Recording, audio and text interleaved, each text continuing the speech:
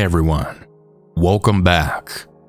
Before I get into these stories, I just wanted to mention, these aren't your typical scary stories. These are more so just dark, messed up stories that happen in people's families. It's something a little different than the usual stalker story, so that's why I'm doing them. Also, I need to give a few warnings. Domestic violence in story number 2, and attempted sexual assault of a minor in story number 3. I'll have the stories labeled down in the timestamps below if you want to skip any. Let's get started. And remember to always stay hungry.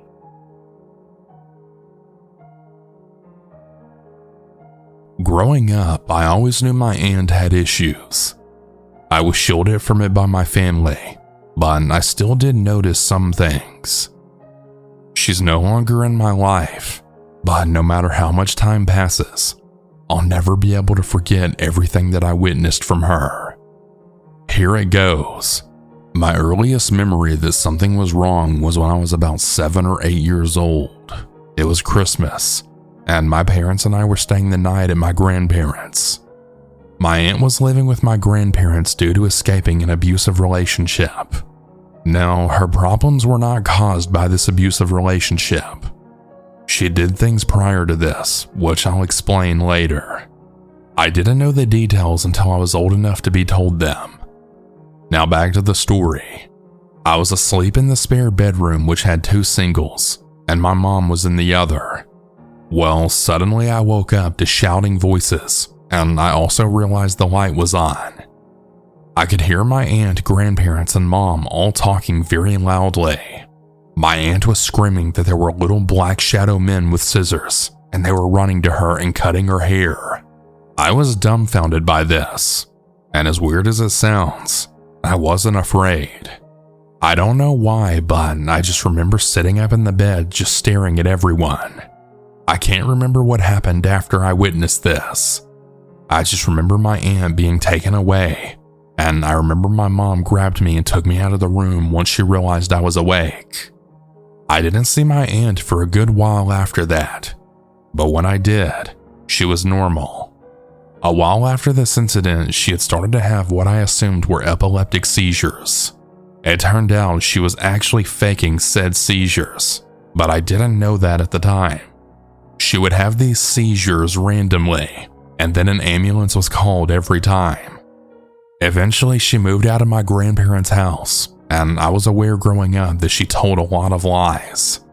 She would lie about everything and anything. My family always joked that if you asked her for the time, you'd have to check for yourself because she'd tell you it was 5 minutes earlier than what it really was. My aunt didn't have a bad childhood at all, although she was the youngest child. So sometimes I wonder if feeling like the baby of the family made her crave more attention or something. But I have no idea. All I know is she's a compulsive liar. She's told lies about many things, including extremely serious things. She told us that she was pregnant on 3 different occasions, and of course it turned out to be lies. Now, the first time this happened, everyone bought her baby clothes, baby walkers, prims, etc., only for her to admit that she lied for attention. It's crazy.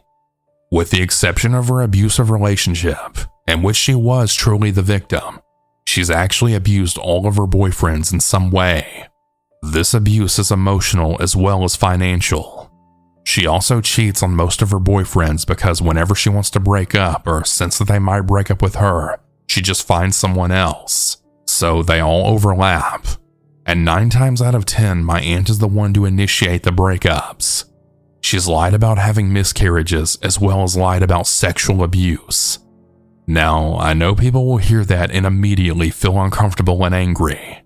I need to say that there is literal proof that she lied about sexual abuse happening in her life. She told 2 different lies and was genuinely not telling the truth. It makes me angry because real victims aren't believed. But again, she genuinely told lies about these things. I don't want anyone to use my aunt's lies as an excuse not to believe those who come forward, because the vast majority of people do not lie about these crimes, especially not sexual crimes. Anyway, She moved 9 hours away when I was like 11 or 12, and she was gone for a few years with a boyfriend. They decided to move back, and my aunt actually got a new job in a care home. Well, of course, she met another guy there and ended up cheating on her boyfriend. She was desperate to be pregnant, but her boyfriend at the time didn't want a baby. She still tried to get pregnant though, by not taking her birth control, which is rape by deception, but my aunt didn't care. I was disgusted to find this out, as was everyone else. We couldn't tell her boyfriend this because she only told us about not taking her birth control after they broke up. She cheated on this guy, and what do you know? She falls pregnant with the guy in the care home. He was her colleague, and they ended up having my little cousin, who I'll refer to as Kate. When Kate was born, she began making other people constantly babysit. She didn't breastfeed because she wanted it to be easier for others to babysit Kate. I really wish that I was joking. Now, I'm not saying she doesn't care about Kate, but she doesn't love or care about her the way a healthy person does, and it simply isn't good enough. It isn't true care to me, because any normal mother wouldn't give them birth then immediately seek babysitters to watch their kid for days on end. She would get her new boyfriend to drop Kate off with relatives, literally 2 weeks postpartum, and those said relatives would be babysitting for 2 weeks straight. It makes me feel so sad whenever I look back on it. It's just sad, and I can't even imagine how it impacted Kate on a deep level. The reason I say she cares to an extent, and in a way about Kate, is because she does care about Kate's safety, but she's a terrible mother, and she really doesn't love her daughter as a parent should. In my own teenage years, I had some arguments with my aunt. I would actually call her out on her bullshit, and she didn't like it. One time she bought me concert tickets for a birthday present. It was my favorite band, and she called me a week before the show to tell me that she'd sold them. After that, I knew our relationship was over forever. That was 2015, and I've barely spoken to her since. My family always says I don't suffer fools gladly, and they're very right about that. I was never really close with my aunt anyways. I mean, I always knew she was a compulsive liar, and I witnessed some of her antics. But as I got older, I was then informed about everything she did. When I was 6 years old, my grandma had a heart attack while I was at school. My aunt was there visiting, and then demanded to go into the ambulance with her. The ambulance driver told her no, and she was hysterical. She actually told him that she was having a heart attack too and needed treatment urgently. The ambulance driver shouted at her to stop being ridiculous. Her mother was literally having a heart attack, and she acted like a fool pretending to have one too. My mom was there because my granddad called her to tell her what was happening, and both my granddad and mom ended up screaming at my aunt. She then stormed out of the house and went to a friend's house who happened to live right behind my grandparents' house. My mom and granddad didn't follow her because they were so furious and stressed out. My mom also had to figure out if she was going to take me out of school early or pick me up my usual time and then tell me what happened then.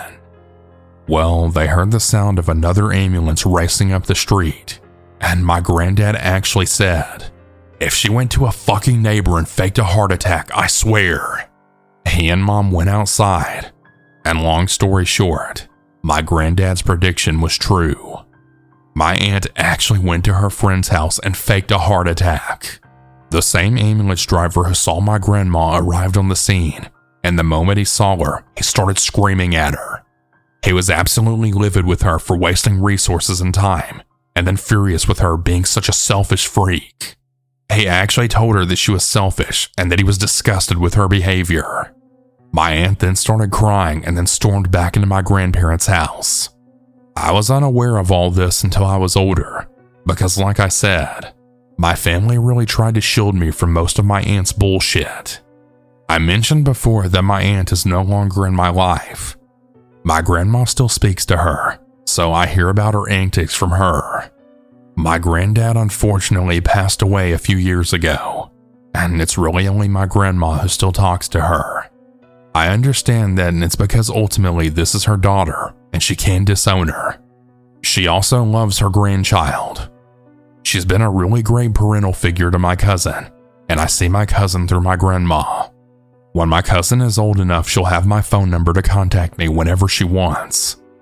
I'll also still be civil to my aunt if I ever see her, but we don't speak at all. I saw her for the first time in years just last year, and I have no idea when I'd ever see her again. She's since been diagnosed with BPD, but I don't know if the diagnosis is real or not. I'm not a psychiatrist, but it really wouldn't surprise me if my aunt manipulated the professionals and ended up with the wrong diagnosis. But again, I have no idea. Some of what I've read about BPD actually seems to fit her, but something feels missing. It feels like a weight has really been lifted to say all of this. It's absolutely embarrassing and difficult to have an aunt like this. She's caused a lot of drama over the years, and some of what she's done sounds like a made-up story. But I promise this is sadly all real. No exaggerations, no lies. It's sad, but it really is what it is. I made peace with it a long time ago. I'm in my 20s now, and I'm sure my aunt has much more in store for us all. She broke up with Kate's father and is now with a new man. He recently ended an abusive marriage, and he seems very kind, but is vulnerable. One night he broke up with my aunt, and her response was to try and kill herself to get him back. His family actually told him to take my aunt back, which is just insane to me. Everything she does is for attention. I know some people won't like hearing that, but it's how my aunt operates, and you'd understand that if you knew her. I've personally lost a friend to suicide, so I don't take what I'm saying lightly. Her new boyfriend took her back, and he's trying to change her for the better. If my aunt wasn't so toxic, he would be a really good guy to have a relationship with. But I really don't know if she can have a healthy relationship. Some of the shit she's done is just unforgivable. I have empathy for those with mental illness, but my aunt is mentally ill and just a bad person in general. I don't know if she faked that hallucination all those years ago with the scissor men, but she's never been diagnosed with schizophrenia or anything similar. She faked the seizures, faked the heart attack, and she also went through a phase of pretending to have anxiety, as well as faking sexual assault. She said that she couldn't look after Kate because it would give her panic attacks, but she was genuinely lying about all of it, as usual. Recently on Kate's birthday, she had posted a Facebook post all about herself and didn't mention her daughter at all. She took Kate out for dinner, then got my grandma to babysit Kate and went to her boyfriend's house and stayed the night, which is just really bad in my opinion. Apparently my aunt's new boyfriend didn't agree with this, but he took her back to his place anyway, so I don't really know what that says. She also introduced him to Kate within only a week of dating, which is dangerous, but also irresponsible in case Kate gets attached to him. She also tried to replace Kate's father with the new guy, but my gran stepped in and told her that she can't do that. I honestly have no idea how to even end this story. All I can say is thank you for listening, and I hope everyone knows that it's really okay to cut off toxic family members. Sometimes it's just all you can do.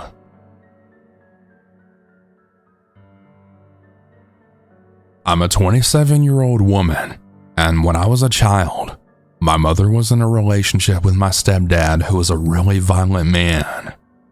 I have a lot of stories, but this is the one that really sticks out in my mind. I remember one night when I was in my bedroom, and I had heard my stepfather start arguing with my mom over something small and trivial. I was about 7 years old at the time, and after many years of fighting, my little mind had already auto-tuned out the fighting. But this particular night, something had compelled me to go into the lounge room after hearing them argue. When I walked in, I saw my stepfather with his hands around my mom's throat, and her face was bright red, and her hands were grabbing at his eyes trying to stop him. I immediately ran over to him, and I began hitting him with my small fists, screaming at him to let go of my mom. He let go, then reached out with one hand grabbing me as he stood up. He pushed me to the side, but this gave my mom enough strength to jump back to her feet and push past him, then grabbing me in the house phone, because at the time it was the early 2000s and we only had a landline. She then ran up the hallway and pushed me into the bathroom with the phone, all while my stepfather chased after us. She slammed the door shut and then started screaming to call the cops.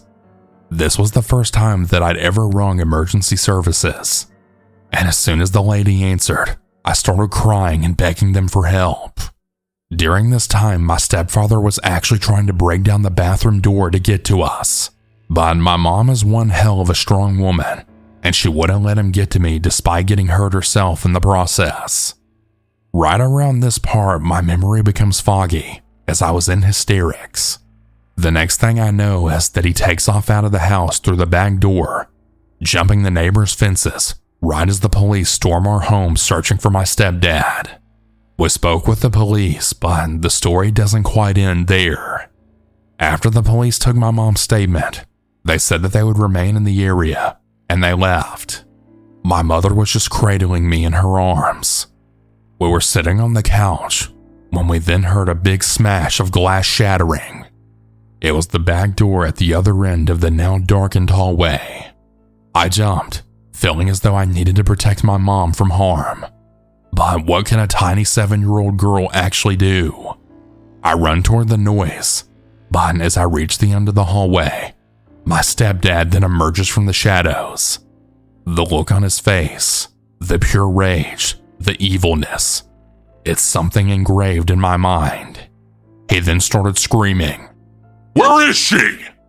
I then start screaming, and I go turn backward toward my mother, and I see her face.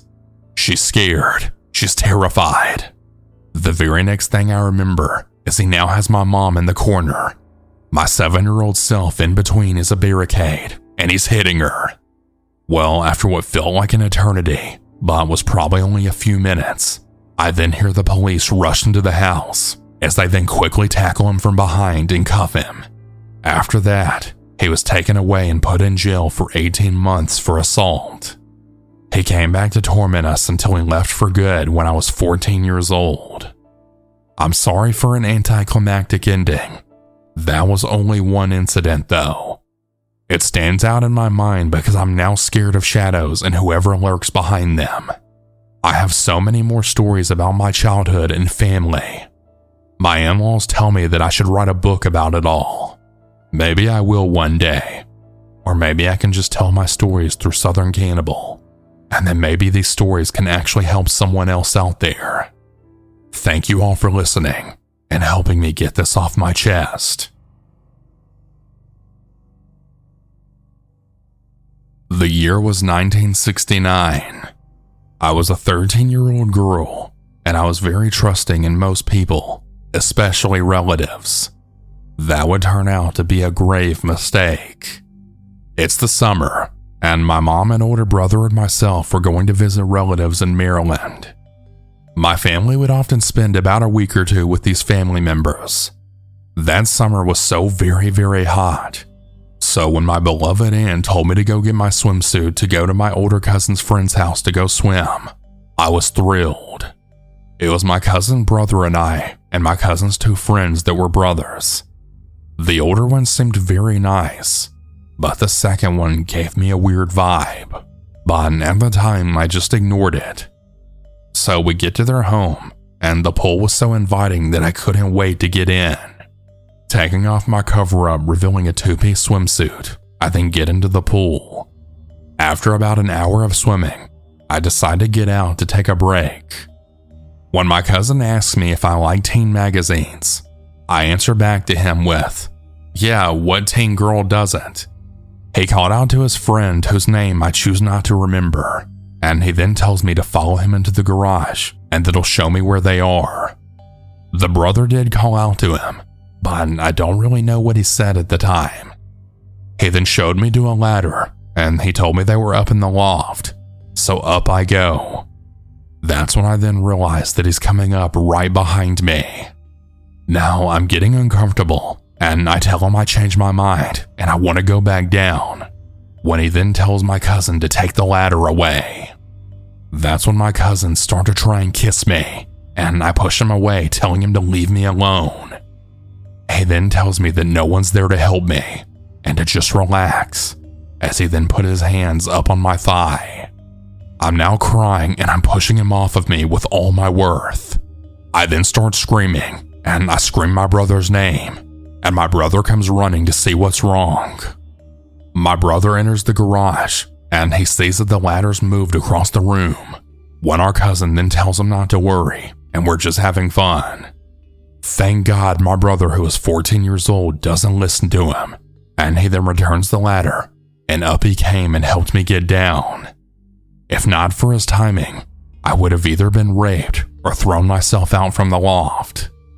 I then told them that I want to go back to my aunt's. I ended up finding out that the boy who tried to do this to me, my cousin, thought for whatever reason that I was older, so he didn't actually know that I was 13, but that doesn't change anything. He still tried to rape me. I didn't tell my aunt this, but I did tell my mom, but of course, it was all my own fault for going with him. Sad to say, my mother's now 90 and I'm 66, and I have no relationship with her. So yeah, this happened a very, very long time ago, but it was still one of the most traumatizing things that I ever went through.